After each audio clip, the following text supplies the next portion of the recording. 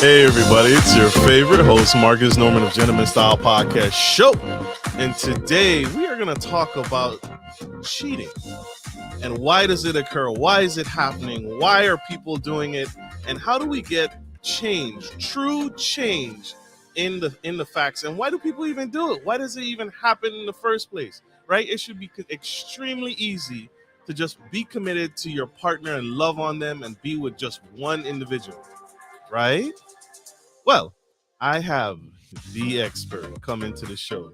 You guys won't want to miss 1 second of this powerhouse speaker coming to the stage. I have the author, Dr. Miller, coming to the stage, and she's going to help us figure out and debunk some myths to why cheating occurs. Stay tuned. Stay with us. Here we go.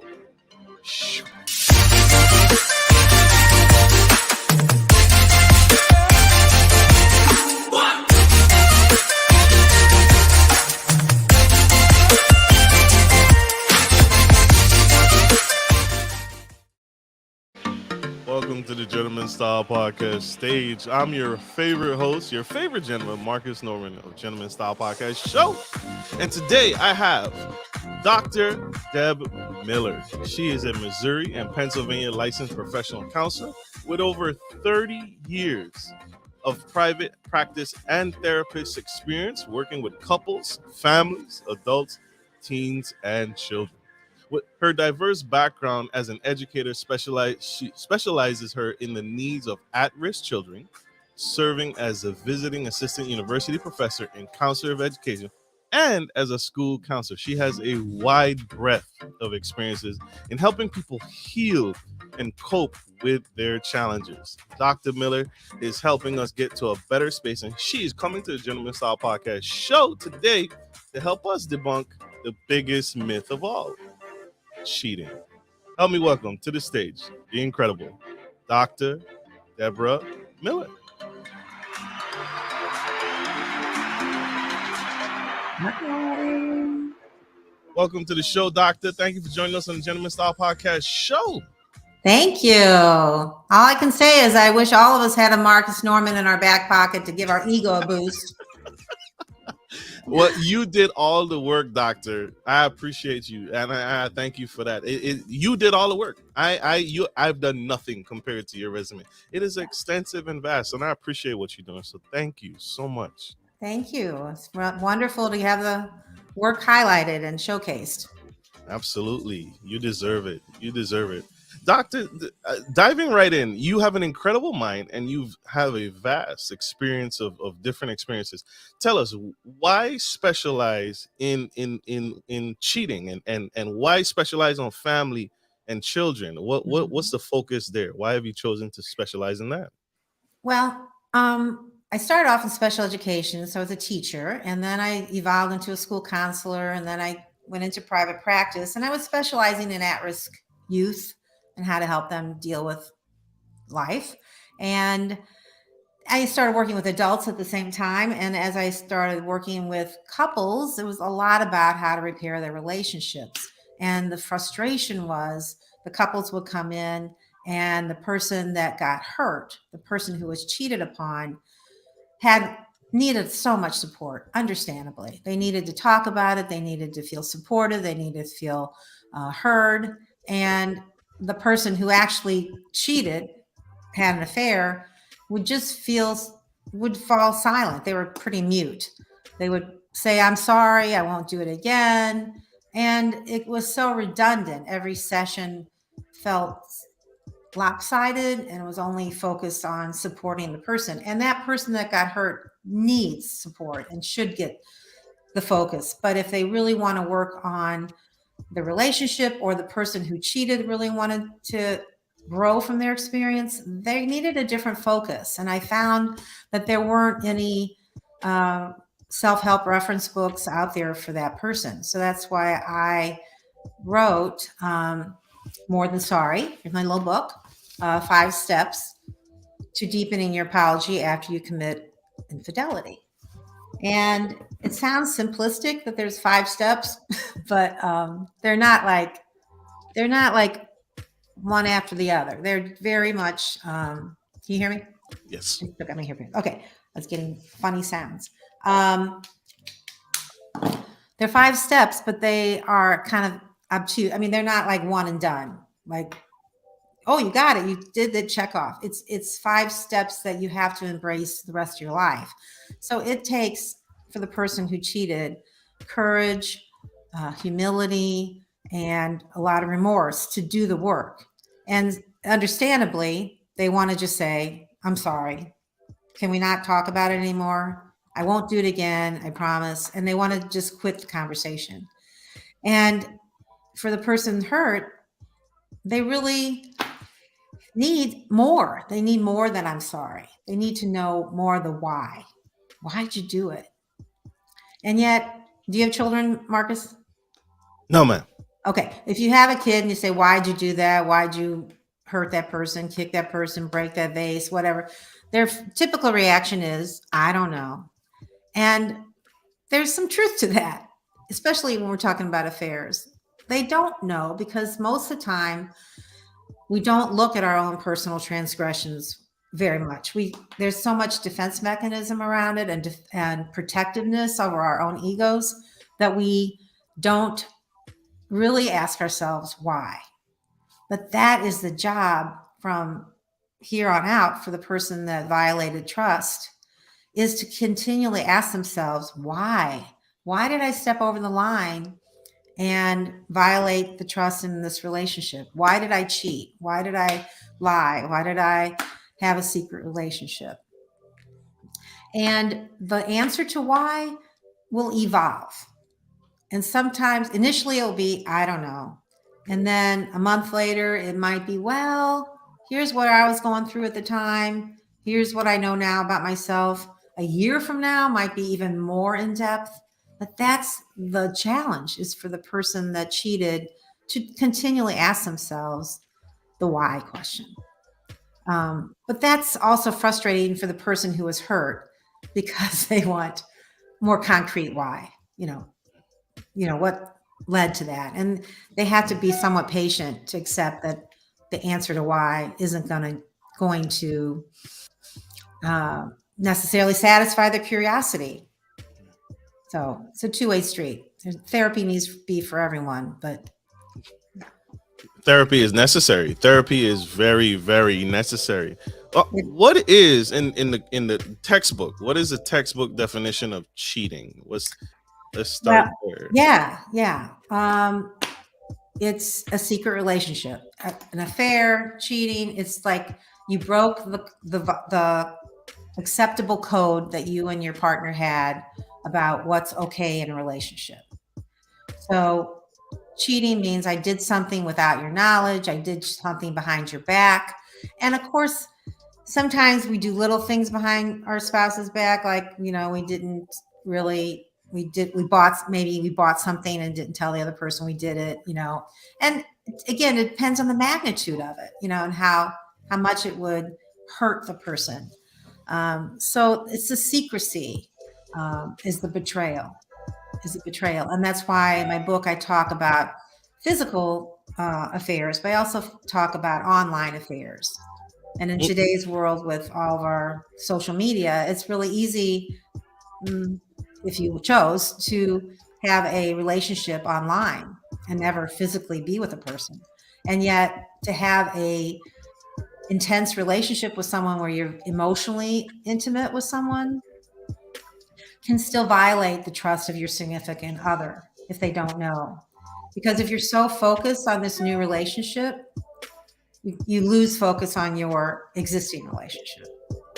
You're putting so much energy into this new one that even though you may be showing up and cooking dinner and going to work and taking care of the kids, if you're not present in a very genuine way with your significant other because you're distracted by your relationship, your new relationship, then that's a betrayal.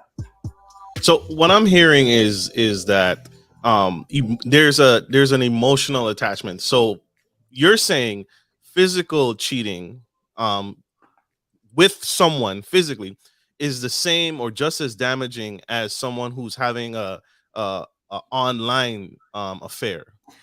Right. It's on the same page. It's on the same line. There's no physical interaction, but just having a connection with someone else outside of your partnership, your relationship, is just as bad. Did I Exactly. understand it? Yeah. I mean, I'm not sure society would say that though. I think there's this huge like, oh, he or she slept with someone else. Oh my gosh, that's the worst. You have to leave. Versus, oh, they spent 5 hours online talking to somebody this week. They're not going to quite have the same shock value or moral outrage, perhaps. And yet, if it pulls the person away from the significant relationship, the marriage or a committed relationship, then it's a violation of trust and secrecy.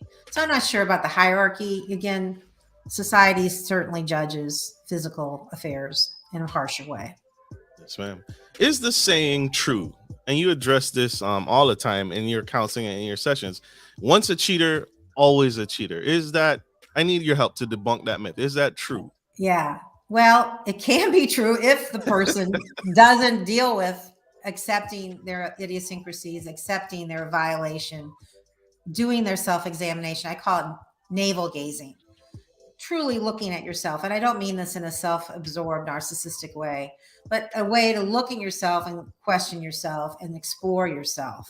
So if you do cheat, and when people get caught cheating, their first reaction is going to be denial, minimizing, deflection, all those defense mechanisms that we're all experts at.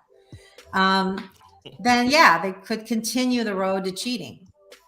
And sometimes it takes being caught to be a wake-up call, to face the music, to really deal with what they did. So the first step, the 5 steps I have, let me explain the 5 steps in the book. The first step is empathy.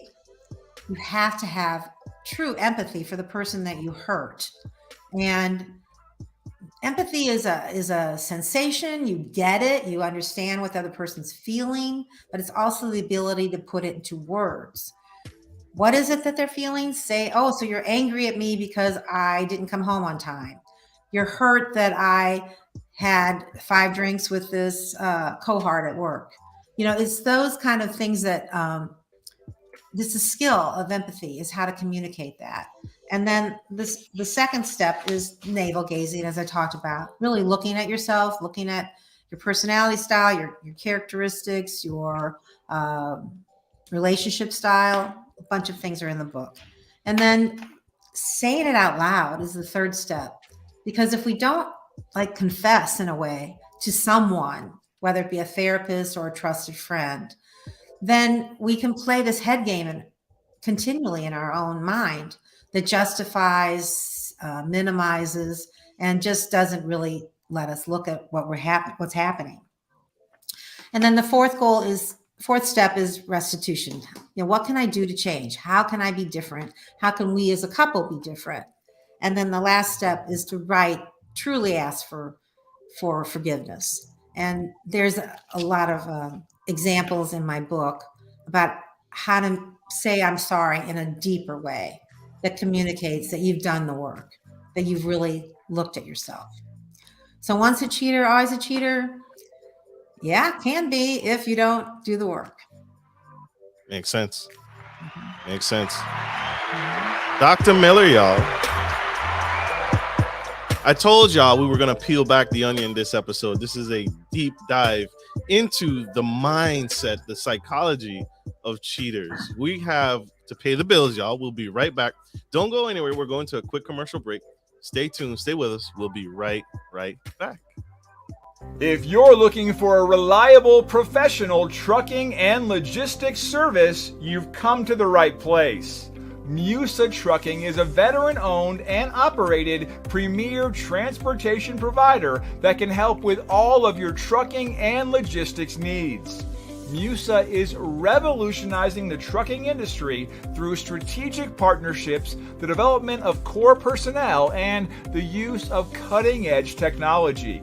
Our inventory system ensures that cargo ends up divided into the right trucks and reaching the correct destination. Our drivers are dedicated to transporting goods efficiently and safely. Contact us today to get started by visiting the website on the screen or by calling 757-756-5246.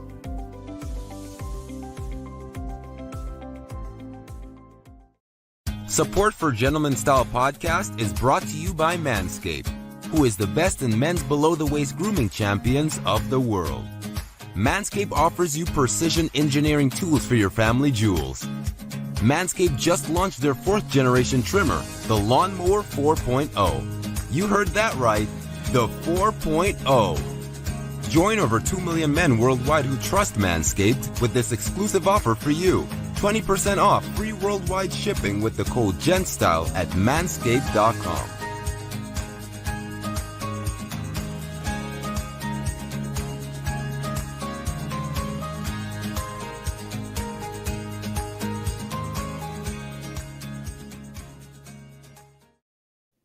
We are back to the Gentleman Style Podcast show. If you missed it, we have the incredible, lovely, amazing Dr. Deborah Miller. And she just spilled some tea on her latest book, her newest book, on how we need to apologize.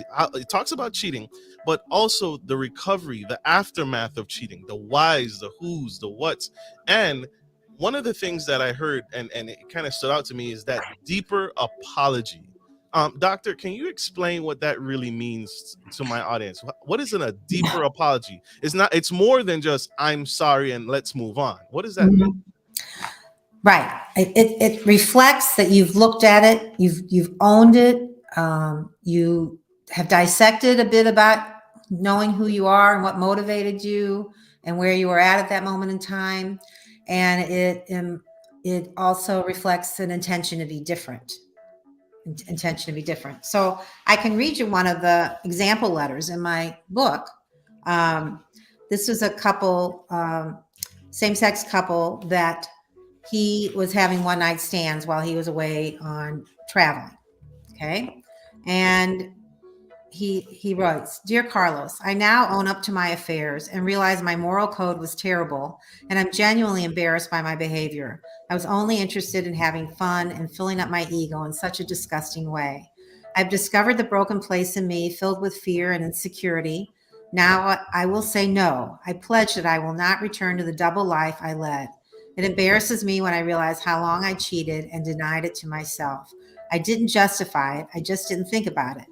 Now I want to look in the mirror, respect who I am, respect the vow I made to you, and be honest, open, and faithful. I realize that my affairs tainted our relationship, even though you didn't know what I was doing. I'm sure you sensed a wall to our intimacy. While protecting my secrets, I could not be present with you, impacting our intimacy. I know we can be happy. I will work on being a good individually by continuing to navel gaze. I love you, and I hope you will forgive me enough to continue to build a future together. Things will be different. Love, Bruce." That hopefully illustrates how he said a lot more than I'm sorry. It really reflected empathy. It reflected navel gazing. It reflected hope, humility, and just really owned the pain that he inflicted, as well as owned the work that he needs to do to be different. Absolutely. So he it's inward. He's expressing the inner work that he's going to do, that he's done already, and and so there is in it. How many people have actually, that couple, did they make it? Are they? Well, they're somewhat fictionalized. I took couples from them. Yes, they made it, but I also illustrated couples that didn't make it. You know, that the apology wasn't sincere or authentic, and then there was one couple where perhaps it was sincere and authentic, but the scars were too deep. And that's what sadly happens when some trust has been violated. Sometimes there's just too much resentment that's built up and too much pain that's inflicted, and the scars can't be healed with even a deep apology. And so that's hard to accept. And that's the thing. When you give an apology, a sincere apology, it may or may not be accepted. You have to be humble enough to know that it's still the other person's choice whether to forgive you. And you have to be willing to accept that the conversation about the affair is going to keep coming up over the years after. It may not be as frequently, but it's, once in a while you'll go, yeah, that movie made me think about what happened to us 10 years ago. And, I kind of hurt a little bit to see them go through that, and you need to find the skills to say, yeah, I know, I thought of that too. And I look back at 10 years ago and I'm still so filled with regret and sadness that I did something so stupid, and I think that's, the maturity it takes. How often does one need to say that deepening apology? How often does one need to, is it years? Does it take years for that? Years. And it always should be addressed. If you truly, what we're after in all relationships is intimacy, physical, emotional, spiritual, intellectual, did I hit them all? But yeah, we want to be intimate with our partner. And so that means I have to give myself permission to say out loud whatever thoughts are in my head and feel safe enough to let that be okay. Even though it may not be what my partner wants to hear from me, like, really, I thought we were having a good time. You're going to bring up my affair again? No, I just need to say it. And that the hope is over the years, the depth or the length of the conversation about the affair is shorter. It's just saying, it went through my head again. Oh my gosh, it's still there. This still hurts my heart. And that's, the intimacy to be able to share all the ups and downs of life. And of course, when your trust has been violated, that's a big down. So you brought up a couple earlier, and he was apologizing to her. They had a polyamorous relationship. Yeah. What first off, I need your help. Who cheats more? What are the numbers, right? Okay. Is it men or women who cheat more? You look for statistics, and statistically, again, this is self-report. Typically, they say 25% of men cheat in marriage and 15% of women do. And then you add another 20% if you look at emotional affairs. Okay. And so I guess that's probably accurate. Like we say 50% of all marriages end in divorce. That statistic hasn't changed a lot, actually. Even though people are getting married a little later than they used to. Hopefully they get their other relationship urges out of the way before they get into a committed relationship. So I'm hoping that the numbers will be improved as people enter marriage when they're more mature, when they're more experienced. Yeah. Very true. Do you see in those? Do you see a lessening in couples who are polyamorous, couples who are in open relationships? Do you see less cheating in those? Well, I'm probably naive, honestly, about how frequently polyamorous relationships are happening. Polyamorous, for the audience, is people that agree to have sex with other people. They agree to have an open relationship. And there are polyamorous groups, apparently. I just moved from St. Louis, and I was told, yeah, they're there. And you think, oh, the Midwest? No, it's everywhere, apparently. And so, yeah, the story that I was telling Marcus before we started the recording was that I had a couple, probably the one that shocked me the most. They came because they were in a swingers group, and they were upset because she cheated by having lunch with one of the people that they had slept with, one of the people they had had sex with. And that was a violation of the norm of what they had agreed upon for their relationship. And he felt like it was a betrayal. It was going behind his back because she was starting to develop an emotional relationship with this third person. So that was interesting, not in my frame of reference, not in, what I experience in my day-to-day life, but it was a good exercise to understand that people have different choices, different lifestyles. And if you agree, then I guess it's okay. That goes back to the definition of cheating, right? There's a bubble. These are the safe things in the bubble. And right. for that particular couple, the bubble was yes, it's okay to have intimate relationships with this Physical, person, yeah. physical Mhm. physical relationships with this Right, person, but right. a sandwich, oh no, nope, No, that's too no. far, that's too Yeah, much. yeah, yeah, yeah. I So mean, anything that violates that bubble is right, considered cheating. right. Yeah, and I know there are sex therapists out there who understand this a lot more than I do, um, who get how big these communities are and how prominent it is, how prolific it is. Who knows? I mean, that's another guest you should find for your show. Talk to a sex therapist. But it is interesting. That is another chapter in my book about the brain and sex. Sex is affects your happiness level. It's like having a yummy piece of chocolate or a glass of wine or going for a good run. It changes your brain chemistry and it's such a high. And so then the high obviously is fun. And so then you want to repeat it and have more. And so I offer the brain chemistry piece in my book, not as an excuse for people to have affairs, but as more of another understanding of why or how they perhaps lost who they are, lost themselves. How did they become or start acting in a way that was not congruent with their normal belief system, with their normal moral code? And so it's just a dynamic that I think is powerful, and that's really interesting how the sex affects our brain chemistry.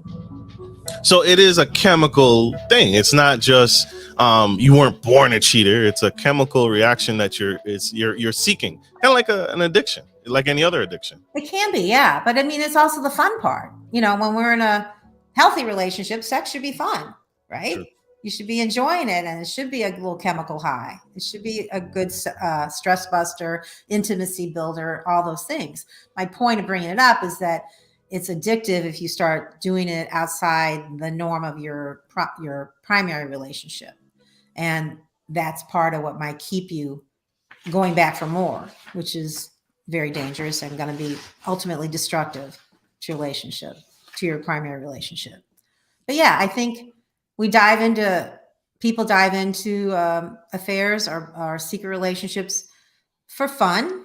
Yeah, and they are all hedonistic at some level. We all look pleasure seeking, but it's also some impulsivity and certainly availability. Someone's there at the right time, right place, and you think, and the whole concept of thinking I won't get caught. That's another driver for people who are in betrayal, or they feel entitled. And there's a population of people who feel like, cheating is not a big deal, and if it doesn't hurt my family at home, I can continue, and I deserve this, or my parents did it when my parents did it, and so it's just really normal. And so there's a lot of different reasons why people do, but it's also the sexual part's a very powerful energy change that will keep people in the relationship far past when they should. Yes, ma'am. Yes, ma'am. Doctor, what's you've shared a lot of great nuggets on the episode today. What's one more nugget? If you had one more tip, one more golden nugget in the book. Okay, yeah, I have a whole list. I won't give you the whole list, but for the person they get to bring it up. They are in the driver's seat. They get to decide if they want to stay, leave, ask more questions, scream and yell, cry and throw temper tantrums. They get to it's their choice. It's their choice. I do coach, the betrayed to, you don't have to make a decision today. You can take some time to figure out what you want, take some time to see what the healing process is, take some time to see what the betrayer decides to do in terms of their navel gazing and restitution plan. Makes sense. And how can we get a copy of the book? I saw you posted up there. Yeah, Amazon, Amazon sells everything. So yeah, it's More Than Sorry, 5 Steps to Deepen Your Apology. There you go. Thank you. Yeah, absolutely. It'd be great. So there's a ebook and a paperback. So Love yeah, I mean, I think the book was written to be used in therapy, but it's also used for people outside of therapy because therapy is not necessarily available. We have a horrible shortage of therapists right now. And Really? so this is also hopefully that you would use this book on your own.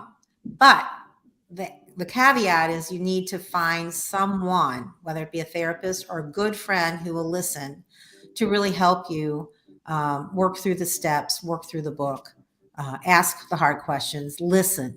So, it's definitely, you can do this outside of therapy if need be. Absolutely. And how can the audience connect with you? How can we grow with you? How can we learn more? You can contact me on my website, which is oh, there you go. drdebmiller.com. Yes. Yeah. You're on it.